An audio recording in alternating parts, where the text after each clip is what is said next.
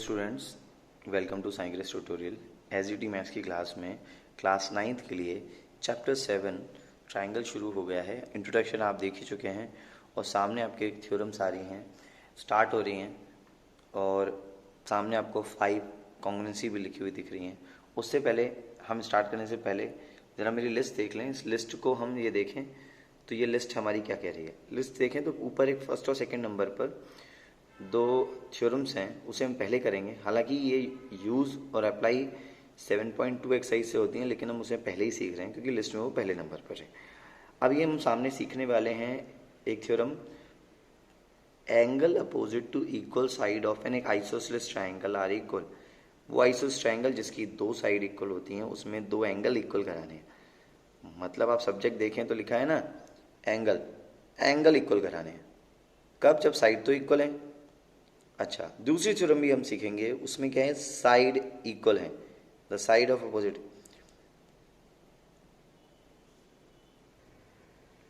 दूसरी वाली थ्योरम में हमें साइड इक्वल करानी है क्योंकि एंगल्स आर इक्वल, एंगल्स दिए हुए हैं इक्वल, तो हमें साइड करानी है। और इनके बेसिस पे कुछ सम्स होंगे, जैसे आप थर्ड देख रहे हैं, फोर्थ देख रहे हैं और फिफ्थ। और सेकेंड थ्योरम से रिलेटेड एक एग्जाम्पल है मेरे पास, जो क्वेश्चन एग्जाम्पल 4 है, जो क्वेश्चन नंबर 6 दिखाई दे रहा है। फिर अपन आगे एनसीईआरटी के सम्स करेंगे। तो ये लिस्ट है, इसके लिए अपन काम शुरू कर रहे हैं। तो आप देखिए मेरे साथ में, बहुत अच्छी, बहुत शानदार थ्योरम आ रही है। Angle oppose to equal side of an आइसोस ट्राइंगल, मतलब ट्राइंगल आइसोसलेस है, साइड तो इक्वल है, एंगल इक्वल कराने हैं। इनके बेस के क्वेश्चन हैं जो हम सीखेंगे। चलिए देखते हैं, शुरू करते हैं। तो थ्योरम को पहले अच्छे बारीक तरीके से पढ़ लें। थ्योरम करने का सिस्टम हम शुरू करें उससे पहले ये जान लें उसके अंदर गिवन और ट्रू प्रूफ क्या है। गिवन क्या दे रखा है, ट्रू प्रूफ क्या दे रखा है, उसके बिहार पे हम डिसाइड करेंगे। और थ्योरम को हम इस पांचों कॉमन रूल से ही कंप्लीट कर पाएंगे। अब इन 5 में से वो कौन सी लगती है, डिपेंड करता है क्वेश्चन के अकॉर्डिंग या उसके कंस्ट्रक्शन के अकॉर्डिंग। तो ये कुछ बातें याद करनी होती हैं। तो मेरा आपसे कहना है, चैप्टर शुरू हो रहा है, आप लोग च्यवनप्राश खाना शुरू कर दें। कुछ बातें ज़्यादा ज़रूरी हैं याद करनी। लेकिन कहते हैं ना कि जो है अकल बादाम खाने से नहीं, ठोकर खाने से आती है। बस आप ये ध्यान कर लें कि थ्योरम की गलतियों से ही आप सीखेंगे थ्योरम का असली सॉल्यूशन। गलती करके इंसान सीखता है। यहाँ पे ये जो 5 कॉम्बिनेशन लगी हैं, आप गलत कॉम्बिनेशन लगाते हो तो वो कई बार मार्क्स नहीं मिलते। तो आपको उन कॉम्बिनेशनों पे ध्यान देके लर्न कर लेना होता है, प्रैक्टिस करनी पड़ती है। हम भी तैयार जब करते हैं तो उस चीज के लिए फिक्स देखा जाता है कि क्या थ्योरम के अंदर डिमांड है, क्या लेना है, क्या कंस्ट्रक्शन करना है। इन बातों को याद किया जाता है और मार्क्स भी उस हिसाब से मिलते हैं। इसलिए कई बार थ्योरम डिफिकल्ट हो जाती हैं। तो यहाँ ये देखिए, यदि अपने को तीनों साइड इक्वल होगी तो हम ट्रिपल एस से कॉम्बिनेशन कर देंगे। हमारे पास दो साइड के बीच में एक एंगल होगा तो हम एस कह देंगे, जिसे हम सास के नाम से कहते हैं। दूसरी बात करें कि दो एंगल के बीच में एक साइड होगी तो हम ए ऐसे कह देंगे। दो एंगल अलग हुआ, एक साइड अलग होगी तो ए एस कह देंगे, डबल एस। और लास्ट में है R H S. R H S हम लगा देते हैं तब जब हमें हाइपोटेन्यूज को एक 90 डिग्री और एक साइड हो, तो आर एच एस की बात करेंगे। आर एच एस के क्वेश्चन बाद में आएंगे। ये जो थ्योरम है वो यूज होती है 7.2 एक्सरसाइज जब शुरू होती है, लेकिन ये खुद 7.2 थ्योरम है, थ्योरम 7.2 है। तो गिवन टू प्रूफ को देखते हुए चलो, सब्जेक्ट और ऑब्जेक्ट जो समझ जाएगा वो समझ जाएगा बात को। बात कही जा रही है proof that angle opposite to equal side of an आइसोस triangle are equal. Angle equal कराने हैं, आइसोस ट्राइंगल दिया है मतलब दो साइड इक्वल दी, लेकिन इसकी अपोजिट थ्योरम आती है तो वर्ड चेंज हो जाएगा, side opposite to equal angle. तब एंगल इक्वल होंगे, साइड करानी होगी। तो पहले हम 7.23 थ्योरम कर रहे हैं। चलिए देखते हैं 7.2 थ्योरम हमारी angle opposite to equal side के लिए। तो हम सबसे पहला काम करते हैं, गिवन लिखते हैं। गिवन क्या है?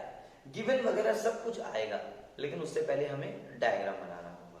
डायग्राम हम बनाते हैं। हमने डायग्राम बनाया, एक आइसोस ट्राइंगल बना लिया जिसके लिए हमारे पास ए बी सी एक ट्राइंगल लिया है जिसकी दो साइड इक्वल हैं, ऐसा गिवन है। अब हम गिवन में लिख सकते हैं, हम लिख सकते हैं triangle A B C in which A B equal to A C, ऐसा गिवन है, दो साइडें इक्वल हैं, दो साइडें इक्वल हैं, एंगल्स इक्वल लाने हैं। चलिए देखते हैं। अच्छा, अब मेरा आपसे कहना है टू प्रूफ की बात करें तो टू प्रूफ में ये कह रहे हैं कि आपको जब ये साइडें इक्वल हैं तो ये जो एंगल है ना बी और सी, ये दोनों इक्वल लाने हैं। चलिए, ट्राइंगल हमें लाने के लिए एंगल बी और सी लाना है, मतलब साइडें गिवन है तो एंगल लाना है। मतलब इसकी जब कन्वर्स होगी तो आप ये समझ के चलें कि एंगल्स यहाँ जाएंगे, साइड यहाँ जाएगी, कॉमन सी क्या लगेगी, वो बात की बात है।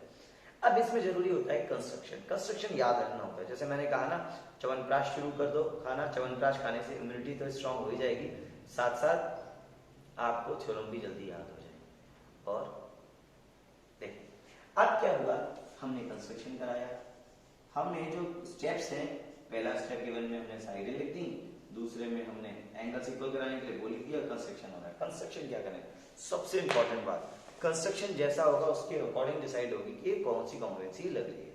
चलिए, हम यहाँ पे कंस्ट्रक्शन कराने को जो बोला गया है वो कंस्ट्रक्शन क्या है, कंस्ट्रक्शन हम ये जो ऊपर एंगल ए है इसका एक बाइसेक्टर ड्रॉ कर रहे हैं। हम ये कहेंगे, ध्यान से देखना, draw a line AD which is bisector of angle A। वो एंगल A को बाइसेक्ट करे, एक लाइन आ रही है ऐसी जो ऊपर एंगल A को बाइसेक्ट करे, ये दोनों एंगल बाइसेक्ट होते हैं, मतलब BAD और BAD और CAD ये दोनों एंगलों को बाइसेक्ट करे, एंगल A का बाइसेक्टर। मतलब इससे हमें ये हेल्प मिल गई, हम यह कह सकते हैं कि इससे BAD और एंगल CAD एंगल बराबर हो गए, इसका मतलब हो गया एंगल 1 और 2 बराबर हो गए। इसकी जब जरूरत होगी तो हम इसको उठा लेंगे। अभी जब थ्योरम सीख रहे हैं तो बड़े आराम आराम से हर बात को सीख रहे हैं, समझ में आएगी। अब हम ये देखें, अब डायग्राम आने के बाद कॉन्ग्रुएंसी तो दो डायग्राम में लगती है, दोनों आगे दोनों जो होते हैं वो मैंने आपको पहले बता दिया कि दोनों कॉन्ग्रुएंट ट्राइंगल तभी होंगे जब वो दोनों ट्विंस होंगे। यहाँ दोनों ट्राइंगल आ चुके हैं, हम कॉमन करा रहे हैं। तो हमारे पास क्या क्या आ चुका है, एक AB लाइन है इधर, हाँ ठीक है, एक AC लाइन है, एक एक साइड हो गई, एक एंगल है ये वाला BAD CAD 1 और 2 बराबर जैसा हमने लिख लिया, और एक AB लाइन कॉमन है। तो आप ये देखोगे साइड, ये रहा आपका एंगल और ये रही आपकी साइड, साइड एंगल साइड, यहां से भी देखें तो side angle side, side angle side के बेसिस पे, तो ए है साइड एंगल साइड के बेसिस पे ये एंगल है, साइड एंगल साइड के बेसिस पे हमारी सेकंड वाली कॉन्ग्रुएंसी लग रही है। चलिए अब हम इसको लिखना शुरू करते हैं। तो जो ट्राइंगल कॉन्ग्रुएंट कराना होता है उसके हिसाब से उसके नेमिंग डिसाइड होते हैं। हम जो कॉन्ग्रुएंट कराने वाले हैं उसके नाम के अकॉर्डिंग ट्राइंगल लिखा जाएगा और ट्राइंगल के हिसाब से उसके नाम रखे जाएंगे। कैसे, मैं आपको दिखाता हूं। अब हमने क्या किया, आप देखेंगे हमने 4th पॉइंट लिखा और हमने लिखा प्रूफ। अब हम प्रूफ के अंदर लिखने वाले हैं क्या, जो ट्राइंगल कॉन्ग्रुएंट कराना है उसको लिखा हमने, उनके नेम लिखे और जिस ट्राइंगल जो की जो साइड होगी वो उसके नीचे ही यहाँ पर लिखा जाता है। पहले आप इतनी बातें सीख लें, हमें गिवन लिखना होता है, दोनों साइड जो गिवन है वो लिख दिया, उसके बाद हमने लिखना होता है टू प्रूफ, जो प्रूफ कराना है, ए एंगल बी बराबर एंगल सी, कंस्ट्रक्शन हमने करा दिया जो AD बाइसेक्ट कर रहा है एंगल ए को, ठीक है। अब जल्दी से ट्राइंगल्स के नाम लिख लें, हम ट्राइंगल को कॉमन कराएंगे। एक ट्राइंगल हमारा जैसे बन रहा है, जैसे मैंने बोला BAD एक ही ट्राइंगल है, एक ही ट्राइंगल है, BAD और CAD करस्पॉन्डिंगली ध्यान रखा जाता है, उस हिसाब से नाम लिखा जाता है। हम कहेंगे इन ट्राइंगल, एक तो है ट्राइंगल हमारा BAD जो ऐसे जा रहा है, फिर एक उधर से आ रहा है, एंड ट्राइंगल CAD। गौर से देखना, ध्यान से देखना, BAD के अंदर BAD के ही मेंबर आने चाहिए, CAD के अंदर CAD के मेंबर आने चाहिए, और 3 मेंबर होते ही हम, मतलब टोटल 6 इक्वलिटीज होती हैं, 3 साइड 3 एंगल हर ट्राइंगल में होते हैं। तो हम 3 चीजों को दिखाकर, 3 पार्ट्स को दिखाकर कॉमन करा देते हैं, उसके बाद बाकी बचा हुआ CPCD से इक्वल होता है। ये कॉन्सेप्ट होता है, इससे आपको हर थ्योरम समझ में आ जाएगी या हर क्वेश्चन भी समझ में आएगा, ठीक है। अब क्या हुआ, हमने कह रहे BAD में कौन है, BA, यहाँ ये कह सकते हैं यहाँ AB है, इक्वलाइज करा दो किसके, उधर AC है, ठीक है। यहाँ मैं इधर लिखता जाऊंगा ये कौन है, साइड, और यहाँ लिखता जाऊंगा मैं सामने की तरफ। ये कैसे पता चला हमें, ये तो हमें गिवन है, क्योंकि रीजन भी दे दो अच्छे से। मेन यहाँ मार्क्स रीजन के होते हैं, ठीक है। टीचर बहुत खुश हो जाएगा यदि आप प्रॉपरली रीजन को लिख देते हैं। और यहाँ गिवन लिखने के बाद लिख देंगे गिवन है और गिवन भी है और कह देंगे ट्राइंगल एबीसी इज एन, वो जो है वो आइसोसेलेस है, ऐसा ऐसा इसलिए बोला। ट्राइंगल आइसोसेलेस होता है तो दो साइड इक्वल होती है। अच्छा, फिर दूसरी बात, चलिए दूसरी बात, बीच में कौन है? एंगल। हम ये कह देंगे एंगल BAD गिवन है CAD, मतलब इसका मतलब ये है कि एंगल 1 और एंगल 2। यहाँ पर ये कह देंगे एंगल 1 बराबर एंगल 2 है, क्योंकि AD is a bisector of angle A। ये वाली बात बाय कंस्ट्रक्शन से आती है, ठीक है। अच्छा, तो ये एंगल हो गया, साइड एंगल। एक साइड और है जो ये कॉमन है AD, साइड एंगल साइड, जो मैंने पहले कह दिया। लिखने से पहले प्लानिंग कर दो कि किस कॉम्बिनेंसी से उसको कराना है, वही कॉम्बिनेंसी आपकी फिट होगी। जिसको प्लान करना है ना, कुछ भी थ्योरम करने से पहले पहले प्लान कर लो कि क्या क्या गिवन है, उस कॉम्बिनेंसी से कराना है। तो हमने साइड एंगल साइड साइड ली थी क्योंकि AD कॉमन ला रहे थे, वो बाइसेक्टर था। ये साइड आ गई, साइड कौन सी है? AD, इधर भी AD, दोनों में कॉमन है, दोनों में कॉमन है। तो अब आप देखें 1 2 3 को इक्वल हो गए, तो लास्ट में जाकर हमारा जो ये BAD है वो ट्राइंगल इक्वल इक्वल इक्वल, तो ये कॉमन हो जाता है, ठीक है। ध्यान देना है साइन पे, और CAD हो जाता है। ये कॉमन हो गया, जब ये कॉमन हो गया उसके बाद हम corresponding parts of congruent triangle, मतलब CPCT की हेल्प से हम लिख सकते हैं। जब कोई ट्राइंगल कॉमन हो गया तो उसके एंगल भी इक्वल हो जाएंगे और बाकी बचा हुआ भी, मतलब ये भी एंगल इक्वल हो जाएगा, ये साइडें भी इक्वल हो जाएंगी, कुछ भी लिख सकते हैं, बाकी बचा हुआ कुछ भी।